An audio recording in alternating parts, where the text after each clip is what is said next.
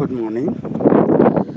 I'm Dr. Sanjay Jain, Associate Professor in Mathematics at SPC Government College, Ajmer. Today we are taking fourth model of queuing theory and 10th lecture on queuing theory. Before that, we have discussed three model of queuing theory and some theorem related to queuing theory, introduction and elementary idea of queuing theory, all are discussed. In our last lecture, we have taken a third model in which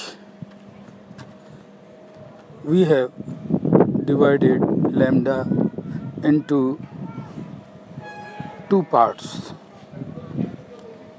Today we are taken some different model in which the service or mu is divided into two parts.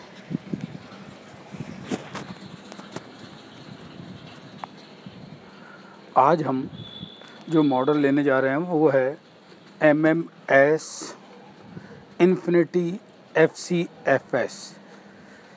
First 2 MM हम देख चुके हैं, poison arrival, poison service. यहाँ जो हम change करा है, आज हमने MM1 अभी तक हम ले रहे थे, एक ही सर्विस सेंटर था। आज जो मॉडल हम फोर्थ कंसीडर कर रहे हैं इसमें S सर्विस मॉडल है, यानी कि S सर्विस स्टेशन बने हुए हैं जहाँ से आप S जगह से सर्विस ले सकते हैं और सिस्टम की कैपेसिटी इन्फिनिटी है। कल जो हमने मॉडल लिया था थर्ड, उसमें सिस्टम की कैपेसिटी इनफाइनाइट थी। ओके, सो यहाँ सिस्टम की कैपेसिटी इन्फिनिटी है। फर्स्ट कम फर्स्ट सर्व है, जो मॉडल पहले आ रहा है उसे पहले मिल रहा है। और जो चेंज है वो सिर्फ ये है कि सर्विस स्टेशन हमारे पास S है, S सर्विस स्टेशन पे सर्विस मिल रही है, जो एक से ज़्यादा हैं। एक तक के मॉडल हम पढ़ चुके हैं। तो इस मॉडल को हम कैसे डेराइव कर रहे हैं, क्या कर रहे हैं, काफ़ी कुछ अभी तक जो हमने 3 मॉडल कर रहे हैं उसी तरह से है। उसी तरह से हम डिफरेंस इक्वेशन डेराइव करेंगे, डिफरेंस इक्वेशन का सॉल्यूशन निकालेंगे स्टेडी स्टेट इक्वेशन मान के। पहले जो यहाँ पे हम इस मॉडल में जो हम लेंगे उसमें ये पॉइजन आगमन रहेगा, पॉइजन सेवा रहेगी, S एक से ज़्यादा सर्विस केंद्र, सेवा केंद्र रहेंगे, जहाँ सेवा दर को म्यू कहा है हमने और अराइवल रेट को लैम्डा कहा है, जो n पर डिपेंड नहीं कर रहे, इसलिए हम लैम्डा और म्यू की बात कर रहे हैं यहाँ पे। तथा फर्स्ट कम फर्स्ट सर्व है। इस सिस्टम में प्रतीक्षा रेखा की लंबाई व्यस्त सेवा बिंदु की संख्या पे निर्भर करेगी। कैसे करेगी? मान लिया मेरे पास 7 सर्विस स्टेशन है और कस्टमर 7 से कम है, तो कोई ना कोई सेवा केंद्र खाली रहेगा और हर जना एक एक सर्विस सेंटर पे जाके सर्विस ले लेगा। बहुत आसान तरीका रहेगा। अगर S से कम ग्राहक है तो S के बराबर ग्राहक होंगे, यानी कि जितने सर्विस सेंटर उतने ग्राहक होंगे तो भी सब जने एक जगह जाके ले सकते हैं। लेकिन जब सर्विस सेंटर से ज़्यादा ग्राहक होंगे, जो कि हमारा फिजिबल केस है, यही होगा यहाँ पे, वरना ज़्यादा सर्विस स्टेशन बनाने की ज़रूरत ही क्या है। तो जब कस्टमर बहुत ज़्यादा आते हों तभी हमें ज़्यादा सर्विस स्टेशन लगाने पड़ते हैं। तो जो फर्स्ट 2 केस जब हम यहाँ बात कर रहे हैं कि जब n<S हो, यानी कि सर्विस स्टेशन से कम हो, तो सभी ग्राहक एक साथ सेवा प्राप्त करेंगे और कुछ हो सकता है उसमें से सर्विस स्टेशन या S-n सर्विस स्टेशन खाली या व्यर्थ रहे, है ना। ऐसी स्थिति में जो सर्विस दर होगी वो क्या होगी, म्यू इंटू n होगी। इतना आगे सबको मिल रही है एट ए टाइम, तो इसको n म्यू अपन कह सकते हैं। सेकंड केस लिया जब n बराबर S है, हर जना एक जना एक पे जाके लग जाएगा और सर्विस ले लेगा। यहाँ भी सब व्यस्त रहेंगे, तो इस केस में भी जो आपका S सर्विस स्टेशन है, इसलिए n म्यू कह दीजिए या S म्यू कह दीजिए, क्योंकि n बराबर S है। दोनों ही केसेस में जस्टिफाई होंगे। ओके, यहाँ म्यू n नीचे लिखा हुआ है, that is mu into n होगा। जिसको हम एस म्यू भी कह सकते हैं।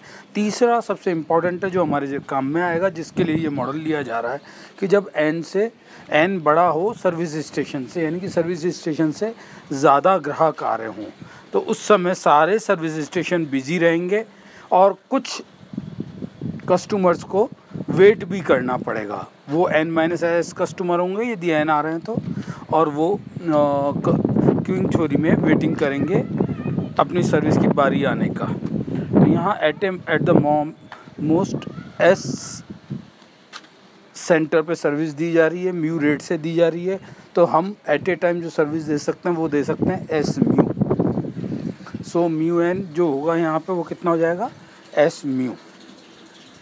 तो यहाँ हमने जो इस मॉडल का डिस्ट्रीब्यूशन लिया है ये इम्पॉर्टेंट है देखने के लिए। लैम्डा एन जो है हमारा वो लैम्डा ही रहेगा, जो 0 से लेके इन्फिनिटी तक कितने भी हो सकते हैं, क्योंकि सिस्टम की कैपेसिटी इन्फिनिटी है। म्यू एन जो है ये 2 टुकड़ों में हम तोड़ रहे हैं। एन म्यू जब तक हमारे जो कस्टमर हैं वो एन जो है लेस देन एस होगा, ओके, और कहाँ से कहाँ तक होगा, 1 से लेके s-1 तक, ओके। और दूसरा पार्ट म्यू का होगा एस म्यू। वो कब तक होगा, जब n की वैल्यू एस म्यू से ज़्यादा हो, n बड़ा हो s से, जब कस्टमर को वेट करना पड़ेगा। तो ये मेन इसका स्ट्रैटेजीज है। और सेकंड मॉडल में हमने जो लैम्डा एन म्यू एन थे उनको लैम्डा एन को लैम्डा रख दिया, म्यू एन के 2 टुकड़े एन म्यू और एस म्यू रख दिया, जिसमें एन जो है वो मल्टीपल में आ रहा है और एस डिपेंड कर रहा है कैसा है, एन से बड़ा है या छोटा है। इसके कारण हमने इसको 2 कैटेगरी में डिवाइड किया है, जब एन लेस देन हो एस से और एक एन जब ग्रेटर देन हो एस से।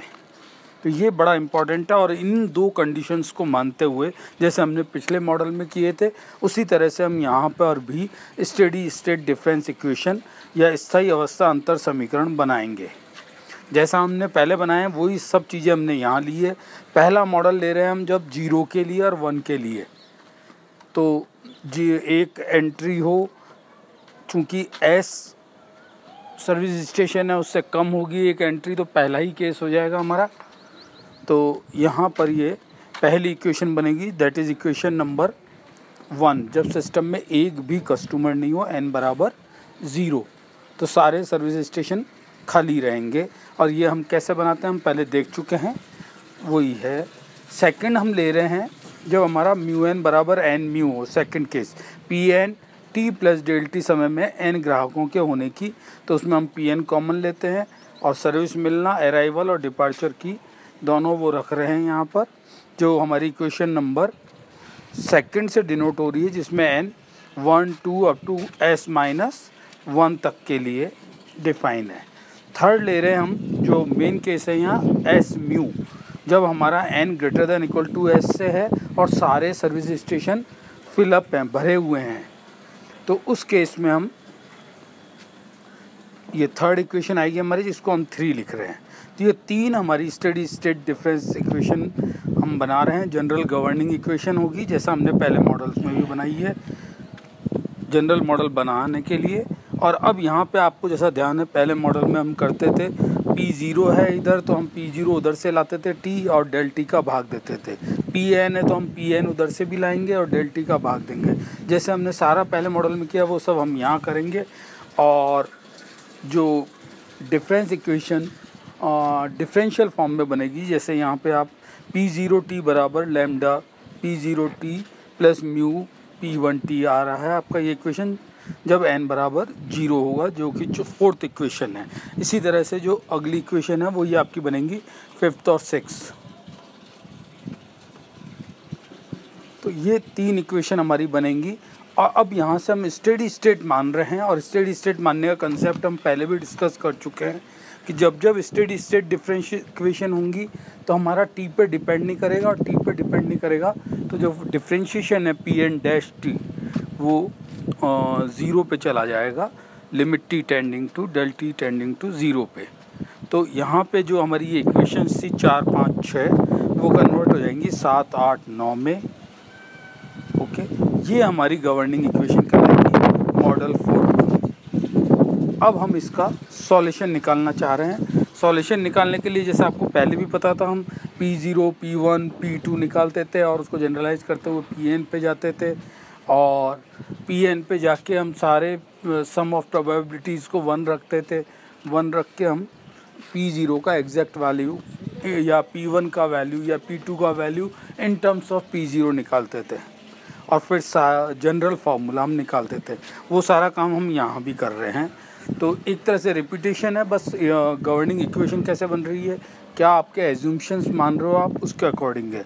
तो यहाँ भी हमने समीकरण 7 को लेके जब आप करेंगे तो P1 आएगा लैम्डा बाई म्यू P0, और उसमें 8 में n बराबर 1 रखोगे तो P2 आ जाएगा P1 में, और P1 को वापस समीकरण 7 जो अभी इससे ऊपर लिया वो वापस P0 में रख दोगे, तो यहाँ P2 आ जाएगा आपका lambda square over 2 factorial mu square into P0। तो यहाँ जितना n की वैल्यू ले रहे हो उससे एक ज़्यादा आ रही है।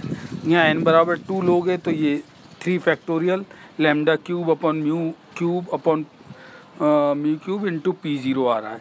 तो यहाँ जब हम इसको जनरलाइज करते करते Pn पे जाएंगे तो जो हमें इक्वेशन मिलेंगी वो मिलेंगी lambda over n mu Pn -1, और Pn -1 इससे पहले वाली इक्वेशन से अगर हम रखते जाएं या इसी तरीके से हम जनरलाइज करें तो हमें मिलेगा 1/n factorial lambda by n factorial lambda by n की होल पावर है P0।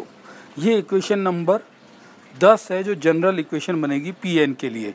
P0 की वैल्यू अभी हमें पता नहीं है, P0 की टर्म्स में हम इसको निकालना है Pn को, पर यह है इक्वेशन नंबर 7 के लिए।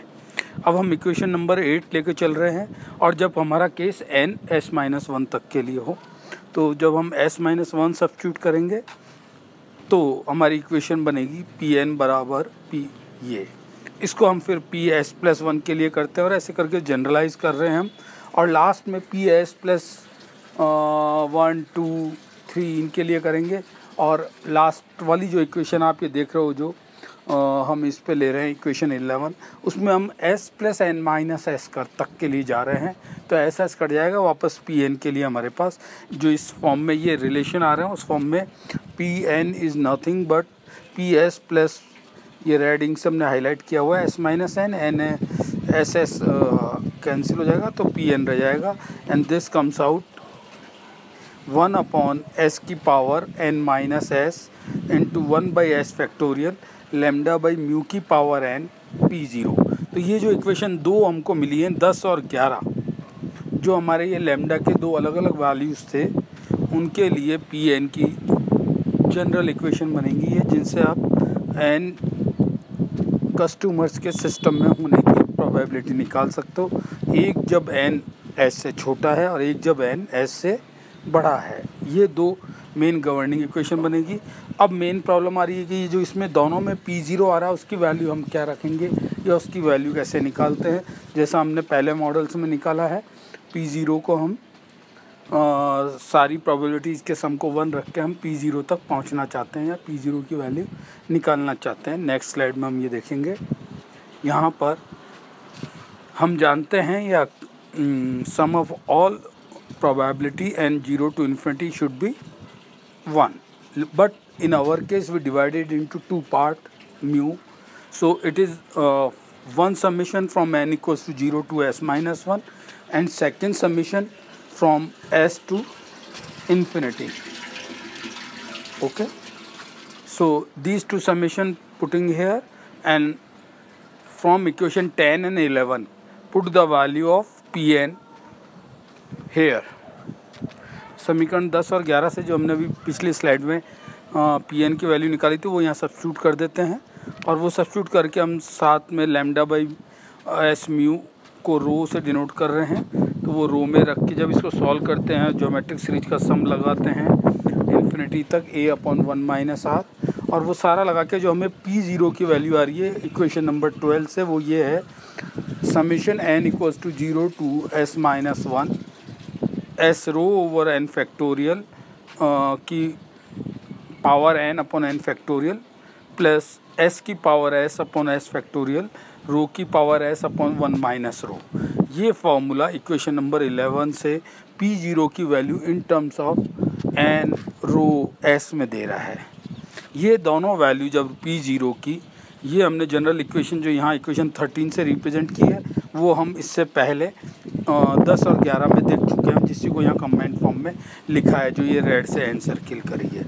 ये हमारी जनरल इक्वेशन थी। इनमें आप P0 की ये वैल्यू रख के Pn की एग्जैक्ट वैल्यू निकाल सकते हैं। तो ये हमारा इक्वेशन 13 से ये मॉडल Pn के लिए सॉल्व हो सकता है। अब हम जैसा हर मॉडल में हमने कुछ मेजर्स निकाले थे, यहाँ भी हम वही मेजर्स निकाल रहे हैं। ELQ निकालना चाह रहे हैं, 0 से इन्फिनिटी करेंगे, फिर इस मॉडल को ब्रेक करेंगे। जब n ग्रेटर देन s है उसके लिए ये आप निकाल रहे हैं, क्योंकि सिस्टम में वेटिंग कब करना पड़ेगा, जब s से ज़्यादा कस्टमर होंगे सर्विस स्टेशन से। तो यहाँ आप सीधा n ग्रेटर देन s से ले रहे हैं। LS, LQ, WS, WQ ये सब s ज़्यादा होने पर ही होंगे। ओके, तो यहाँ ELS निकाल लिया हमने, उसी तरीके से निकाला है। ज्योमेट्रिक सीरीज़ बनती है उसका सम करा है, और बाइनोमियल सीरीज़ आप जानते हैं वो बना है। तो यहाँ पे ELS जो हमारे पास आ रहा है, ELQ आ रहा है आपके पास रो PS अपॉन 1 माइनस रो का होल स्क्वायर। ओके, अब जब हम पहले भी पढ़ चुके हैं पिछले फॉर्म मॉडल्स में भी, कि एक हमने लिटिल फार्मूलाज पढ़े थे जिनमें एक वेरियस पैरामीटर की वैल्यू पता हो तो बाकी की हम निकाल सकते हैं। तो यहाँ से हमने ELQ निकाला, उसको यूज़ करते हुए हमने ये बाकी बचे हुए फॉर्मूले इक्वेशन नंबर 2, 3, 4 से और निकाले हैं। ELQ, EWQ, EWS और ये conditional probability L such that L greater than 0, W such than W greater than 0, ये सब वैल्यू हम एक लिटिल फार्मूले से निकाल सकते हैं। इसके बाद प्रोबेबिलिटी डिस्ट्रीब्यूशन और बिजी पीरियड और ये कई तरह के फार्मूले हमने नीचे और निकाले हैं, जिनको भी हमने रेड लाइन से दिखाया। ये हमको न्यूमेरिकल एग्जाम्पल सॉल्व करने में काम में आएंगे। तो ये इस मॉडल की डेरिवेशन थी, इस मॉडल के वेरियस पैरामीटर्स थे जो हमने निकाले हैं। एक न्यूमेरिकल हम यहाँ ले रहे हैं। सुपरमार्केट के एक काउंटर पे 2 महिलाएं बिक्री करती है, मीन्स सर्विस स्टेशन 2 हो गए। 2 महिलाएं या तो बिल बनाएंगी या सामान देंगी या जो भी है। तो यहाँ से आप अपना मॉडल पहचान सकते हो कि S बराबर कितना हो गया यहाँ पर 2। 2 सुपरमार्केट है जिसके काउंटर्स पर 2 महिलाएं बिक्री करती हैं या सर्विस देती हैं। यदि प्रत्येक ग्राहक का सेवा काल माध्य 4 मिनट वाला चरघातांकी बंटन हो, ये सर्विस टाइम दे दिया आपको, एक्सपोनेंशियल डिस्ट्रीब्यूशन है, पर मिनट जो है 4 जनों को सर्विस है, तथा ग्राहकों का काउंटर पर आगमन आ रहे 10 हैं, 4 को आप दे पा रहे हो, 2 काउंटर है तो 8 हो सकते हैं, और S से ज़्यादा हो गए ये 8, 10 जनों को सर्विस चाहिए, 8 को आप एट ए टाइम दोगे 4 के हिसाब से। तो ये n ग्रेटर देन S वाला मॉडल जो हमारा, इससे हमारा जस्टिफाई हो रहा है कि सर्विस स्टेशन ज़्यादा होने चाहिए थे। ठीक है, तो यहाँ क्वेश्चन में जो दिया हुआ है हमें, क्वेश्चन क्या क्या पूछे हैं। सेवा हेतु प्रतीक्षा करने की प्रायिकता कितनी होगी, कितनी देर उसको वेट करना पड़ेगा बचे हुए कस्टमर्स को। प्रत्येक लड़की के व्यर्थ काल का प्रत्याशित प्रतिशत कितना है। जो 2 काउंटर पे 2 महिलाएं बिक्री कर रही हैं, उनका फ्री रहने का कोई टाइम है क्या, या व्यर्थ रहने का कितना टाइम प्रतिशत क्या होगा। यदि एक ग्राहक को प्रतीक्षा करनी पड़ती है तो उसके प्रतीक्षा काल की प्रत्याशित लंबाई ज्ञात कीजिए। ये 3 क्वेश्चन हमसे पूछे हैं। क्वेश्चन के अकॉर्डिंग जो डेटा हमको इसमें दिए हुए हैं, S बराबर 2 महिलाएं दे रखी हैं, तो जो सर्विस पे दे रही हैं तो S बराबर 2 हो जाएगा। सर्विस म्यू जो है 1 मिनट में 4 को दे रहे हैं सर्विस, तो 1/4 हो जाएगा पर सेवा मिनट। लैम्डा 1/6 प्रति मिनट हो जाएगा। 6 कस्टमर आ रहे हैं आपके इसमें। ग्राहकों के आगमन 10 प्रति घंटे है तो 10/60, तो 1/6 रह जाएगा मिनट में बदलेंगे तो। और रो जो है लैम्डा अपॉन S म्यू या म्यू S होता है, तो यहाँ पर S 2 है, म्यू की वैल्यू रखोगे, लैम्डा रखोगे, तो तो ये सॉल्व होके अपना 1/3 हो जाएगा। ओके, तो ये सारी वैल्यू जो एग्जाम्पल से हमें मिली हुई है इसमें सब्स्टिट्यूट कर दी है। अब हम पहले क्वेश्चन में दिए अनुसार P0 जो अभी हमने पिछली स्लाइड में निकाला था उनमें ये सब वैल्यू सब्स्टिट्यूट कर रहे हैं, और सारी वैल्यू सब्स्टिट्यूट करके जब सॉल्व कर रहे हैं तो P0 की वैल्यू 1/2 आ रही है। P0 जब हमको मिल गया 1/2, उसके बाद जो जो चीज़ें हमसे पूछ रहे हैं उसके अकॉर्डिंग पहला जो क्वेश्चन पूछा है वो है सेवा हेतु प्रतीक्षा। सेवा मीन सर्विस, अराइवल से लेना देना नहीं है। सेवा हेतु प्रतीक्षा करने की प्रायिकता यानी कि वेटिंग, प्रोबेबिलिटी वेटिंग। तो यहाँ पर हमारा होगा प्रोबेबिलिटी ऑफ W वेटिंग 0 से बड़ा हो तभी वेट करना पड़ेगा। तो प्रोबेबिलिटी W ग्रेटर देन 0 निकालने के लिए जो फॉर्मूला अभी हमारे पिछले स्लाइड में लिया था उसको काम में ले रहे हैं और उसमें ये वैल्यू सब्स्टिट्यूट कर रहे हैं। तो probability of W greater than 0 हमको मिल रहा है 1/6। सेकंड था व्यस्त सेवा काल जो कि ट्रैफिक इंटेंसिटी के बराबर होता है, जिसको हम रो कहते हैं। इस मॉडल में जो रो होता है वो आपका λ/s म्यू होता है। यहाँ पर लैम्डा हमें पता है, म्यू पता है, एस पता है। ये सब रख के जब इसमें सॉल्व करते हैं तो ये 1/3 आता है।